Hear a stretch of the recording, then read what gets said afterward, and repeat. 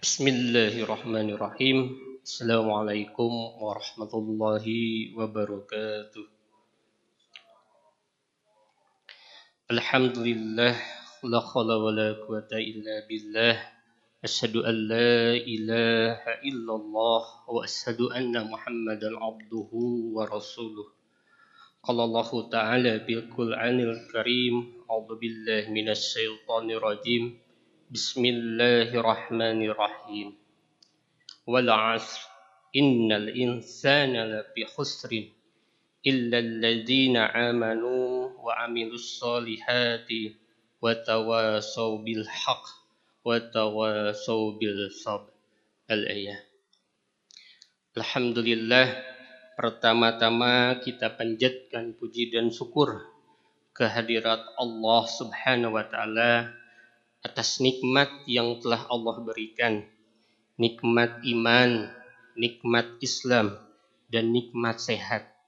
Sehingga kita bisa melaksanakan aktivitas rutinitas kita setiap siangnya, yaitu melaksanakan sholat zuhur berjamaah. Semoga langkah kaki Bapak, Ibu ke masjid ini untuk melaksanakan sholat berjamaah itu menjadi amalan terbaik yang nanti akan dipertanggungjawabkan di yaumul hisab kelak. Salawat serta salam kita curahkan kepada Nabi Muhammad sallallahu alaihi wasallam, pada keluarga, sahabat, tabi'in, tabi'ut tabi'in, serta kita selaku umatnya. Hadirin jamaah zuhur yang dimuliakan Allah, dalam kesempatan hari ini ayat yang pertama disampaikan yaitu surat Al-Asr. Ini merupakan surat yang pendek tetapi mempunyai makna yang luar biasa terhadap kehidupan kita sebagai manusia.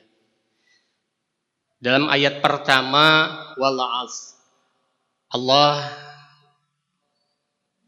berjanji atau berqasam berkaitan dengan sungguh, janji demi waktu.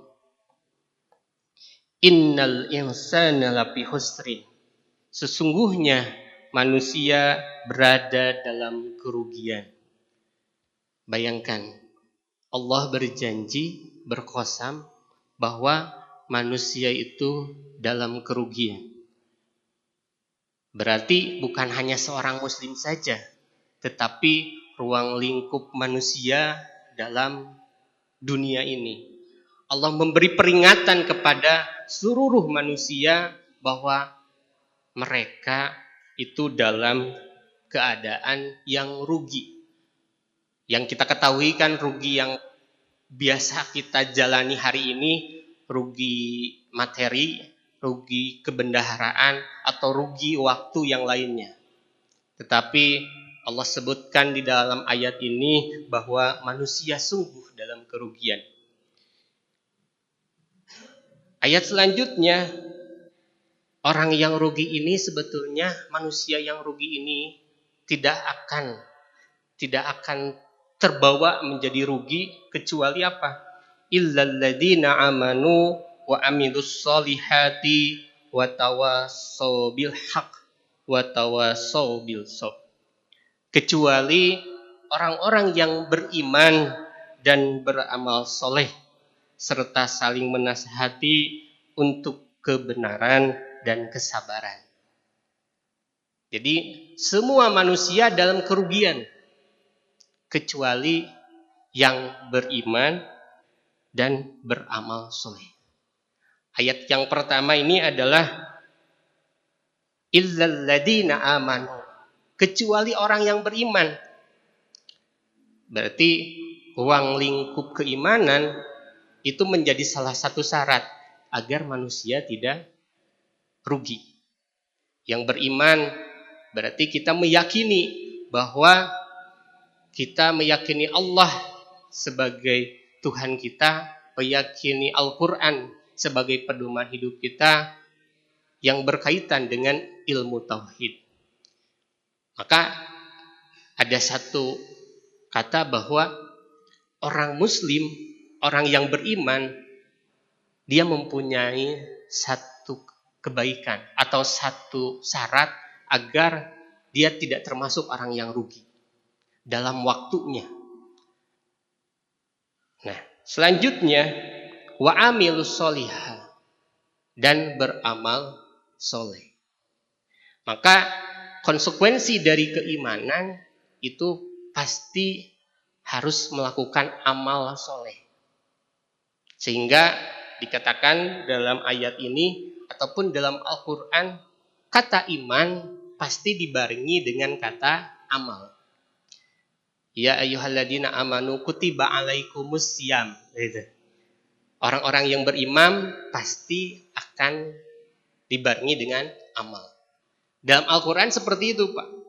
Sehingga di sini disebutkan bahwa manusia itu dalam kerugian kecuali apa? Kecuali orang yang beriman dan beramal soleh. Saya akan menanggapi berkaitan dengan masalah amal soleh, Pak. Kalau berkaitan dengan keimanan sudah jelas. Dengan kita melaksanakan aktivitas sholat di sini berarti kita termasuk orang-orang yang beriman, insya Allah. Berarti kita mempunyai satu poin di mana kita tidak termasuk orang-orang yang rugi. Tinggal yang kedua, menjadi amalan yang soleh. Amalan soleh ini dalam Al-Quran, kalau para ulama berpendapat bahwa amal soleh ini adalah amal baik, amal yang diterima oleh Allah Subhanahu wa Ta'ala. Jadi kita ketahui dari bangun pagi sampai kita tidur kembali, kita melaksanakan amal. Jadi aktivitas, amal ini adalah aktivitas. Jadi dari pagi kita bangun tidur, kita berdoa, sampai kita tidur kembali, kita berdoa, itu adalah aktivitas, itu adalah amal. Sehingga seorang mukmin ketika beramal dari pagi sampai dia tidur kembalinya itu harus beramal soleh. Apabila apa? Apabila kita tidak mau dikatakan orang yang rugi, Pak. Amal soleh ini adalah amal yang diterima oleh Allah. Ada dua syarat, Pak, amal soleh ini. Yang pertama, amal soleh akan diterima oleh Allah ketika pertama perbuatan itu atau amal itu diniatkan karena Allah Ta'ala. Makanya dalam sholat-sholat kita ataupun doa-doa kita selalu diakhiri dengan lillahi ta'ala. Karena apa? Niat kita itu hanya karena Allah. Tidak ada niat selain itu. Maka itu setiap kita mau tidur, ya Allah, saya tadi berinfak. Ini benar gak niatnya karena Allah? Jangan sampai saya berinfak karena di pinggir saya ada teman saya. Malu atuh kalau saya tidak berinfak. Itu harus dievaluasi setiap harinya.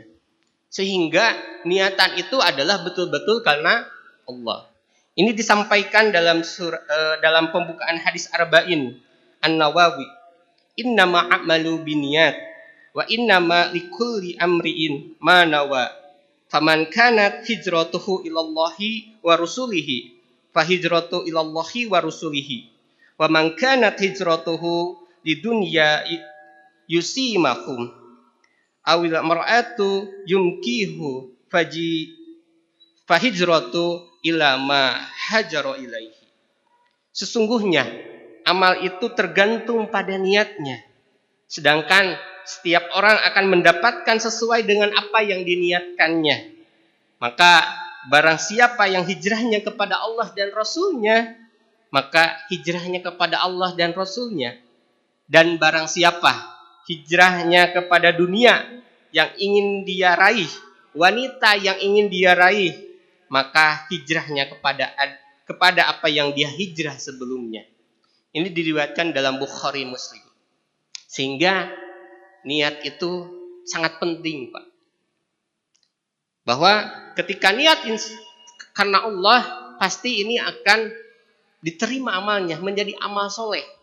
Yang akan dicatat nih, kita meyakini bahwa di kanan dan kiri kita ini ada malaikat yang mencatat amal baik dan amal buruk.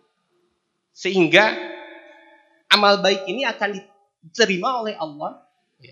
Diterima oleh Allah. Apabila apa? Niat ikhlas karena Allah. Nah, ini yang perlu kita pahami. Niat ikhlas karena Allah itu sering kita mengevaluasi. Berkaitan dengan ilmu yang kita punya.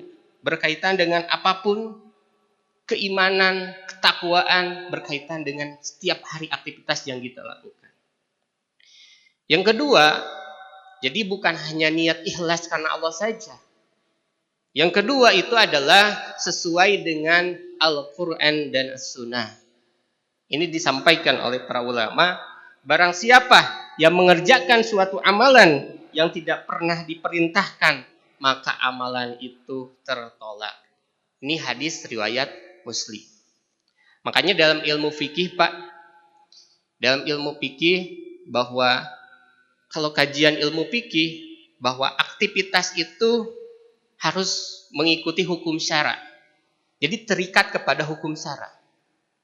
Jadi aktivitas manusia itu terikat dengan hukum syara. Misal contoh, ketika kita melaksanakan aktivitas sholat subuh. Sholat subuh itu 2 rakaat ya Pak, sesuai dengan ketentuan dalam Al-Quran dan As-Sunnah. Karena kita merasa bahwa kita niat ikhlas karena Allah dan ingin lebih berpahala, sehingga kita melaksanakan 4 rakaat. Kira-kira diterima enggak Pak sholatnya? Tidak diterima. Malah ini menjadi perkara yang di luar dari Al-Quran dan As-Sunnah. Sehingga ini perkara yang ditolak. Sehingga 2 syarat tadi Pak. Bahwa niat ikhlas karena Allah dan sesuai dengan tuntunan Al-Quran dan As-Sunnah, ini menjadi salah satu hal yang perlu kita pahami berkaitan dengan aktivitas. Apapun amal tersebut. Jadi kita kan beramal dari pagi sampai siang, dari siang sampai kita tidur kembali, kita beramal. Dan amal kita itu usahakan bahwa niat ikhlas karena Allah dan sesuai dengan perintah Allah dan Rasulnya. Nah, ini berkaitan dengan sesuai dengan perintah Allah dan Rasulnya. Mau nggak mau Pak, ketika kita ingin tahu bahwa aktivitas ini sesuai dengan perintah Allah dan Rasulnya, maka kita harus menuntut ilmu. Harus terus membaca, harus terus membuka ilmu. Mau tidak mau, jangan sampai ketika nanti di Yaumul Hisab, ini ada surat yang berkaitan dengan kadzalika jayyana likulli ummati la'allahum summa illa rabbihim marji'uhum fayatabayyahum bima kanu ya'malun.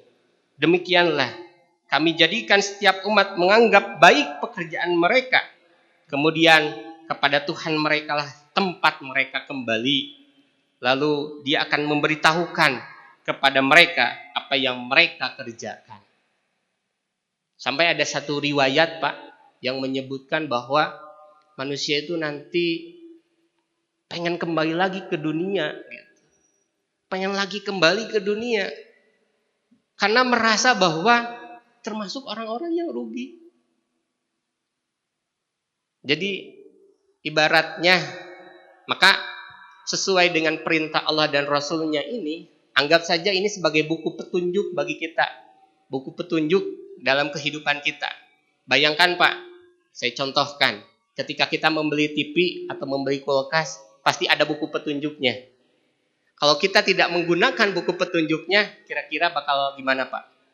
Kemungkinan kulkasnya bakal error, ataupun televisinya akan error juga. Kita tidak tahu cara menggunakannya. Itu juga manusia. Ketika Allah lahirkan di muka bumi ini, Allah menurunkan juga buku petunjuknya untuk kita menjalani aktivitasnya, yaitu Al-Quran dan As-Sunnah. Nanti berkaitan dengan ijma, qiyas. Itu adalah ilmu-ilmu yang perlu kita pelajari. Agar apa? Agar amal kita ini diterima oleh Allah Subhanahu wa Ta'ala. Mudah-mudahan kita disampaikan kepada Allah menjadi orang-orang yang ya ayyuhalladzina amanu, dalam surat Al-Bayyinah dikatakan khairul bariyah. Orang-orang yang beriman dan beramal soleh dan mereka mendapat kebaikan nanti di akhirat. Mudah-mudahan kita termasuk orang-orang yang nanti amalannya diterima oleh Allah. Yang mempunyai niat ikhlas karena Allah. Dan kita pun terus menimba ilmu agar amalan ini sesuai dengan tadi tuntunan Allah dan Rasulnya. Barakallahu li walakum. Assalamualaikum warahmatullahi wabarakatuh.